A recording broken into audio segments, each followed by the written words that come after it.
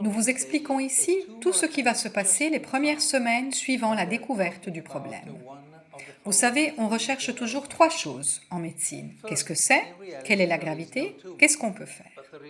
En ce qui vous concerne, dans cette phase initiale, vous pourrez vous trouver dans l'un de ces trois cas. Premier cas, il n'est pas dit qu'il y ait réellement un problème. Il ne s'agit pas encore d'un diagnostic sûr, mais uniquement d'une suspicion. Il est clair que dans ce cas, l'angoisse domine. Y a-t-il une tumeur? Oui ou non? Lorsque la suspicion est assez forte, il faut réaliser une biopsie, qui consiste à prélever et à analyser au microscope un petit fragment de la lésion suspecte. Elle donne presque toujours la certitude du diagnostic. Naturellement, les choses sont en fait plus compliquées et la biopsie a, elle aussi, ses limites. Dans le deuxième cas, il y a une tumeur et elle est guérissable.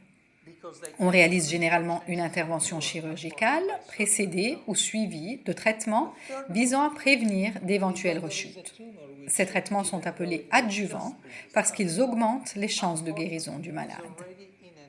Dans le troisième cas, il y a une tumeur qui malheureusement est déjà dans une phase avancée et elle ne peut plus être soignée. Mais comment est-ce possible? Ils viennent de trouver une tumeur et ils me disent qu'il n'y a pas grand-chose à faire, alors qu'il y a quelques semaines, j'allais parfaitement bien.